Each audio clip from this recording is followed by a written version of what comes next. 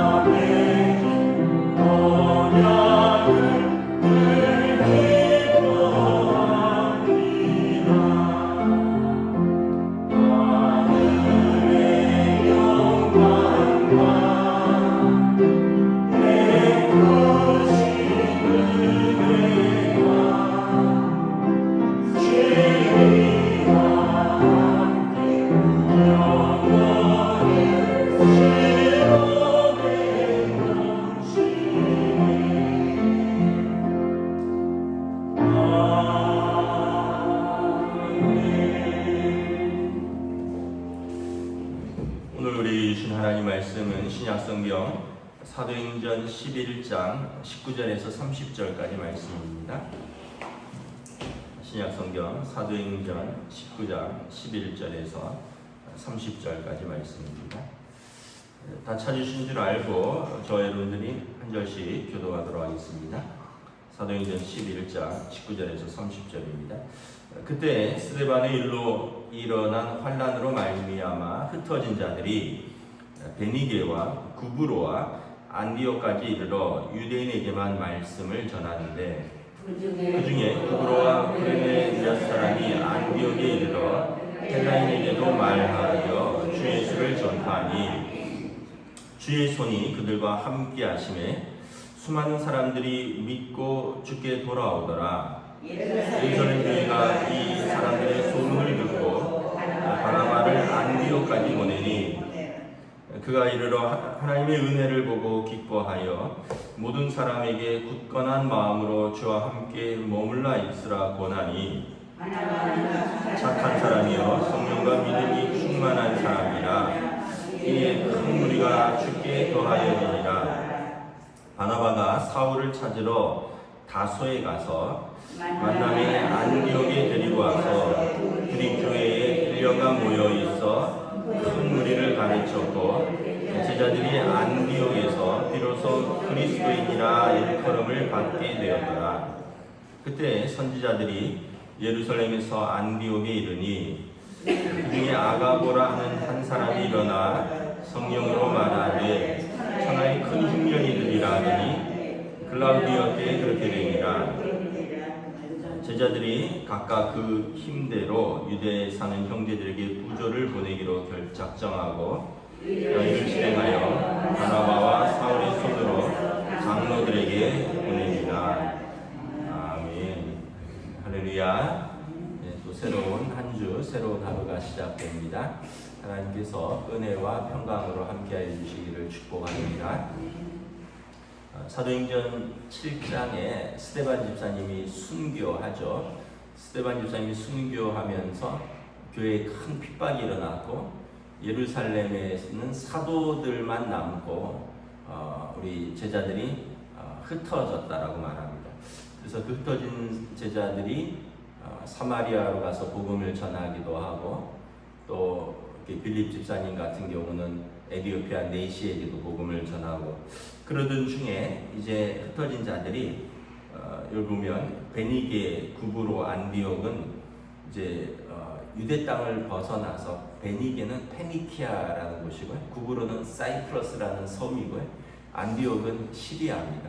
그러니까 이제 국경을 벗어나서 이제 어떻게 보면은 예루살렘 온 유대 사마리아를 넘어서 땅 끝으로 가는 과정인 것입니다. 그런데 19절에 보면 아직 그분들의 한계가 있었죠. 유대인에게만 말씀을 전했다. 왜냐하면 유대인들의 생각은 하나님께서 유대인을 선민으로 택하셨고 하나님께서 율법을 말씀을 유대인에게만 주셨다 이렇게 생각을 했던 것입니다. 그래서 유대인에게만 말씀을 전했는데 이것은 예수님께서 너희가 땅 끝까지 이르러 내 증인이 되라 라는 말씀을 완전히 이해를 하지 못한 것으로 보입니다.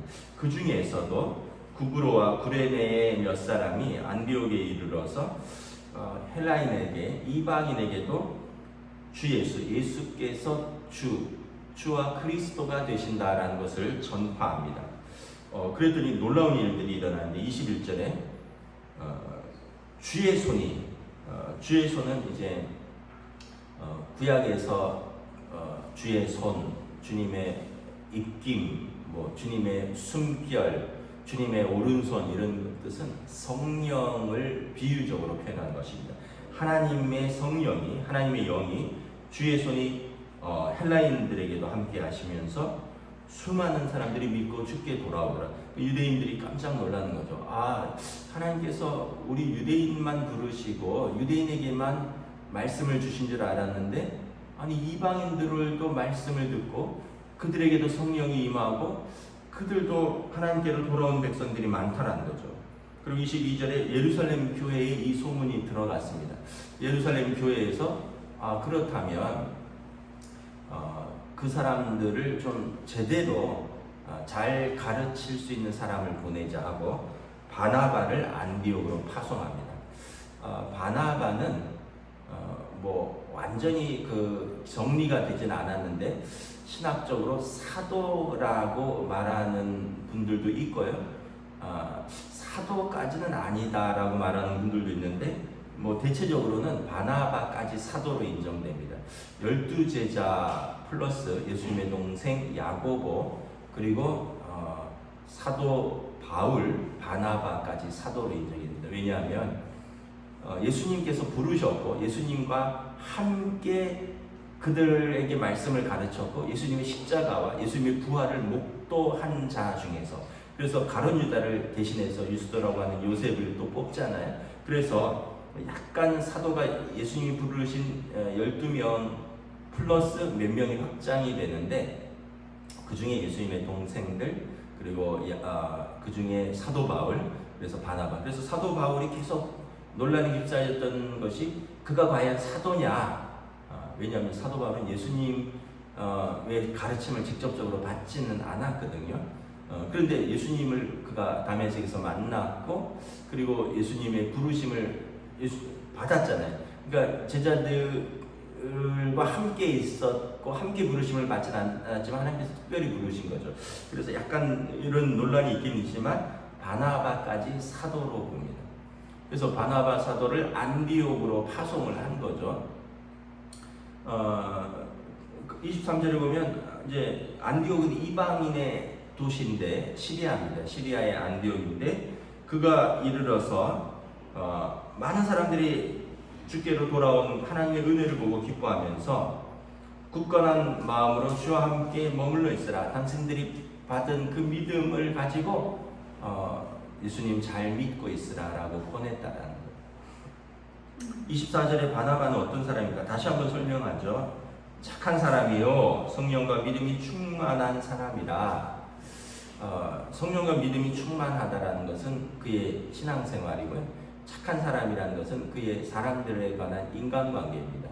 그래서 그는 하나님과의 관계에서 성령과 믿음이 충만하였고 사람들과의 관계에서 착하다고 인격적으로 소문이 난 사람이었기 때문에 그 바나바가 전한 복음은 이제 많은 사람들이 믿고 그 가운데 머물러 있으며 큰 무리가 전하고 그러면서 바나바가 혼자서 안 되겠구나.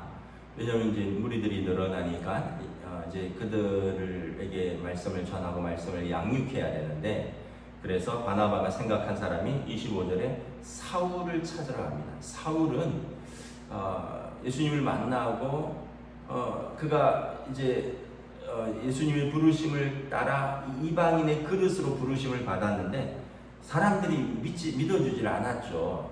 그래서 바나바가 천거하여서 바나바의 추천으로 예루살렘에서 막 교제를 하였는데 아마 그럼에도 불구하고 이제 사울이 예루살렘에서 활발하게 활동을 하는데 좀 제약이 있었던 것 같아요. 그래서 성경에 보면 그가 아라비아로 광야로 3년 가 있었다가 그리고 고향인 다소로 내려갔다라고 기록을 하고 있습니다.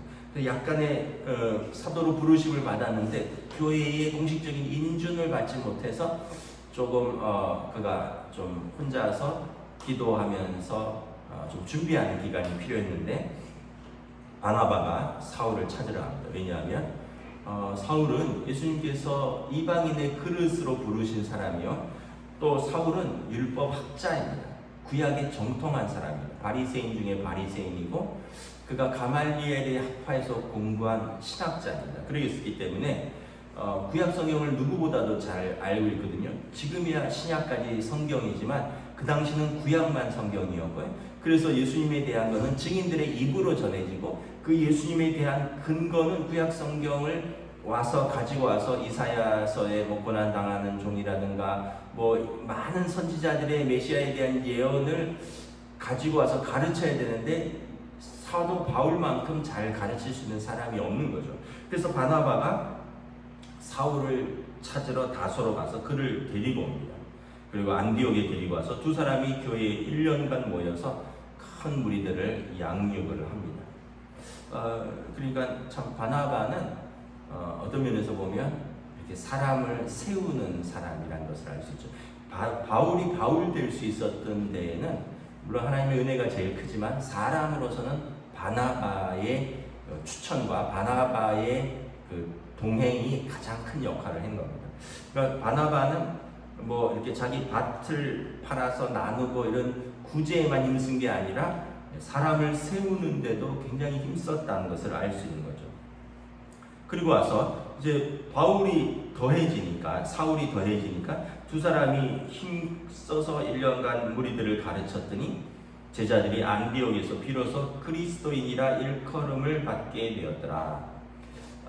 그 전에는 이제 그냥 제자들 정도였는데 제자들은 우리 안에서 불리우는 말들이죠. 그런데 예수님의 제자라는 뜻인데 이제는 외부에서 사람들이 저 사람들은 그리스도인이다.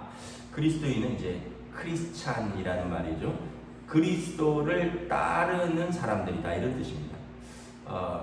그러니까 우리 안에서는 예수님을 명접하고 예수님의 제자가 되는데 주변에서 안 믿는 사람들이 저 사람들은 우리로 말하면 나쁜 의미가 아니라 좋은 의미로 예수쟁이다 이런 뜻입니다. 여러분 우리가 예수 믿으면 우리 주변 사람들이 이렇게 인정해야 돼요.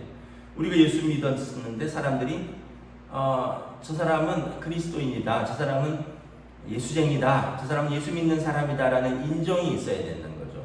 그런데 이제 저 사람들이 제가 교회 가면 나는 지옥 갈래, 뭐 이런 사람들도 있대요. 얼마나 여러분 예수 믿는데 덕이 되지 못하면, 제가 다니는 교회라면 나는 그냥 저 사람이 말하는 지옥 갈래, 이렇다면 얼마나 우리가 예수를 잘못 믿는 것이고 얼마나 슬픈 일입니까? 또 많은 사람들이 하나님도 좋고 예수님도 좋은데 교회는 싫다, 이렇게 말하는 사람들도 있대요. 그러면 얼마나 교회가 세상에 선한 영향력을 미치지 못했는가, 우리들이 반성해야 될 일인 거죠. 그래서 예수 믿는다는 것은 하나님과의 올바른 관계뿐만 아니라 이웃과의 올바른 관계에 대해서 이웃들이 우리로 하여금 우리의 그 빛된 행실로 하나님께 영광을 돌리게 하라, 예수님이 말씀하셨습니다. 이 팔복에서 보면 너희는 세상의 소금이고 빛인데 빛은 말 아래 두지 않고 등경 위에 두나니 그러므로 너희 빛을 밝게 비추어 세상으로 하여금 너희 그 빛된 착한 행실을 보고 하나님께 영광을 돌리게 하라. 베드로후서에도 보면 너희는 택하신 족속이요 왕같은 제사장이요 거룩한 백성이라, 너희를 어둠 가운데서 부르신 것은 그 하나님이 기이한 그 빛을 세상에 전하려 하심이라. 그래서 우리의 삶이, 우리가 이제 자꾸 오해를 하는데, 여러분 우리의 삶이 안 믿는 사람에게 예수 믿는 사람이다라는 것을 증명하는 겁니다. 그러려면 어떻게 될까요? 좀 달라야 되는 거예요. 그래서 다르다는 것은 우리의 믿음이 다르다는 것 뿐만 아니라 우리의 삶이 그들에게 예수 믿는 사람이 뭔가 다르다라는 것을 우리가 보여주는 거죠. 결국은 바나바와 같은 착한 사람이, 그래서 복음은 우리의 입술과 우리의 삶으로 같이 전해지는 것입니다. 오죽했으면 성 프란시스가 마지막에 말로 복음을 전하라, 이런 말씀이 있습니다. 왜냐하면 사람들이 말씀으로 전하는 것은, 물론 말씀으로 전하는 것도 이제 능력이 있지만 마지막에 말씀으로 전하라. 그러니까 그 얘기는 우리 삶이 같이 가야 된다라는 것입니다. 야고보 사도가 말하는 것처럼 너희의 믿음과 너희의 행실이 같이 가야 된다. 행실이 없고 믿음만 있다고 하면 죽은 믿음이다. 이것을 세상이 다 안다라는 것입니다. 그래서 바나바와 사울이 안디옥에서 이렇게 말씀을 전하고 1년간 힘써서 양육한 결과 그 제자들이, 안디옥 사람들이 비로소, 처음이란 뜻입니다. 안디옥 사람들이 처음으로 이제 예수 믿는 사람들을, 저 사람들은 그리스도를 따르는 사람이다, 이렇게 인정을 받았다는 것입니다. 27절, 28절에 보면 이제 예루살렘이 큰 흉년이 듭니다. 선지자 아가보라고 하는 사람이 천하에 큰 흉년이 들리라. 이것은 글라우디오 때 그렇게 됩니다. AD 45년경에 로마 글라우디오 황제 때 예루살렘에 큰 흉년이 들었습니다. 물론 다 흉년이 들었는데 예루살렘은 특별히 땅이 척박하기 때문에 예루살렘에 있는 사람들이 많이 고통을 받았죠. 그랬더니 29절에 안디옥에 있는 제자들이 각각 힘대로 유대에 사는 형제들에게 부조를 보내기로, 구제헌금을 보내는 겁니다. 작정하고 이를 실행하여 바나바와 사울의 손으로 장로들에게 보내기라. 이제 안디옥 교회가 이제 그 안에서 교회가 형성되고, 그리고 이 사람들이 그리스도인이라고 칭찬받을 뿐만 아니라 이제는 모교회를 돕는 거예요. 예루살렘 교회가 모교회잖아요. 예루살렘 교회가 선교 본부인데 이제 예루살렘 교회가 어려우니까 제자교회가 돕는 거죠. 그러니까 예를 들면 이렇게 생각하시면 되죠.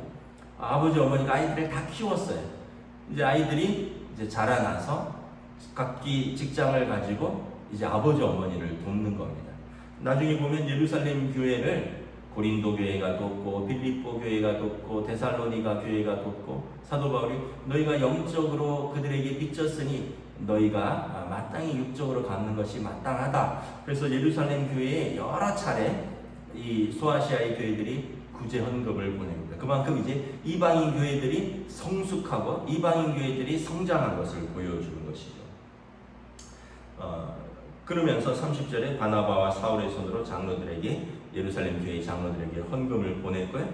나중에 예루살렘 교회는 바나바와 바울을 공식으로 안디옥 교회 목회자로 파송을 합니다. 그리고 안디옥 교회는 이 두 분을 나중에 선교사로 파송합니다. 그래서 안디옥 교회에서 바나바와 바울이 이제 1차 선교회, 2차 선교회, 3차 선교회. 안디옥 교회는 그 이방 선교지의 핵심이 되는 거죠. 그러니까 예루살렘에는 유대에는 예루살렘 교회, 이방에는 안디옥 교회가 전초 기지가 되는 것입니다. 이 안디옥 교회가 그렇게 중요한 역할을 하는 것이죠. 그러면서 이 안디옥 교회가 그 사도 바울과 바나바를 통하여 이방 선교의 큰 역할을 감당하는 것입니다. 그러니까 그곳에 있는 제자들이 이제 예수님의 말씀처럼 땅 끝까지 복음을 전하고 선교사를 파송하고 선교 후원금을 내고 이 역할을 안디옥 교회가 하는 것입니다. 그래서 안디옥 교회가 선교사적으로 굉장히 중요한 이방인 교회가 되는 것입니다. 그러면서 이제 대한민국까지 복음이 들어온 거죠. 참고로 여러분, 우리나라는 세계 2위 선교 대국입니다. 미국이 아직까지는 1위고요. 그리고 우리나라가 2위입니다. 세계 선교를 감당하는 우리 한국교회가 많은 성도들이 또 헌금으로 또 많은 분들이 자원해서 선교사로 나가고 그들을 후원하고 기도하고 우리 이 어떻게 보면 동양에 있는 작은 나라에까지 복음의 꽃이 피고 이 예루살렘 교회와 안디옥 교회가 뿌린 씨앗들이 이제 열매를 맺어서 우리가 복음이 들어온 거는 카톨릭 포함하면 한 240~250년이고요. 개신교만 하면 한 150년이거든요. 1800년대. 그런데 이제 세계적으로 선교사를 많이 파송하는 거예요. 세계적으로 성경을 미국 다음으로 거의 많이 보급하는 나라. 대한민국은 선교 대국입니다. 참 감사한 일이죠. 원조를 받고 복음의 그 선교지 국가에서 이제는 원조를 하고 이제 선교를 하는 참 복된 나라가 된 것이죠. 하나님의 은혜가 참 크다고 할 것입니다. 우리 이제 점점 더 어려워지고 있죠. 우리 다음 세대들이 참 예수 믿는 것이 점점 줄어들고 있어요. 지금 뭐 대학생은 3%래요. 3%. 100명 중에 3명만 예수 믿는다고 하니까 이제는 이제 땅끝이 아니라 우리 가정에서부터 선교를 해야 되는 그런 시대가 다시 도래를 하긴 했습니다. 우리가 계속해서 기도하면서 하나님의 교회가 이렇게 말씀에 든든히 서고 하나님의 교회가 또 구제와 선교와 교회된 사명을 힘있게 감당할 수 있도록 우리 교회가 우리 한국교회가 이러한 사역을 잘 이어받아서 감당할 수 있도록 여러분 기도해 주시고 우리도 힘써서 그 사명을 감당할 수 있기를 주님의 이름으로 축복합니다. 기도하겠습니다. 하나님의 은혜를 감사합니다. 참 하나님의 역사는 놀라운 것이 그 예루살렘에서 작은 겨자씨만하게 시작된 그 복음이 이제는 사마리아를 넘어서 이제 소아시아를 넘어서 그리고 그곳에서 교회들이 세워지고 그곳에서 이제 예루살렘 모교회를 돕고 이제 그곳에서 선교사들을 파송하고 그리고 이제 대륙을 넘어서 땅끝까지 그 당시에 땅끝인 로마와 스페인까지 복음이 전해지는 하나님의 놀라운 역사가 그리고 우리 대한민국에까지 복음이 전해지고 그리고 이곳에서 많은 교회들이 세워지고 많은 성도들이 일어나서 또 많은 선교사들을 파송하는 또 우리도 주님의 명령을 감당하는 한국교회가 된 것을 감사합니다. 이제 우리가 또 이렇게 복음의 빚을 받았으니 또 우리의 사명으로 우리도 또 믿음에 든든히 서가며 또 무엇보다 우리 다음 세대들에게 부지런히 복음을 전하고 또 우리도 주님의 명령을 따라 땅끝까지 또 복음을 증거하는 우리 한국교회로 세워주시옵소서. 감사를 드리오며 우리 주 예수 그리스도 이름으로 기도드리옵나이다. 아멘. 하늘에 계신 우리 아버지 이름을 거룩하게 하시며 아버지 나라가 오게 하시며 아버지의 뜻이 하늘에서와 같이 땅에서도 이루어지게 하소서. 오늘 우리에게 일용할 양식을 주시고 우리가 우리에게 잘못한 사람을 용서하여 준 것 같이 우리 죄를 용서하여 주시고 우리를 시험에 빠지지 않게 하시고 악에서 구하소서. 나라와 권능과 영광이 영원히 아버지의 것입니다. 아멘.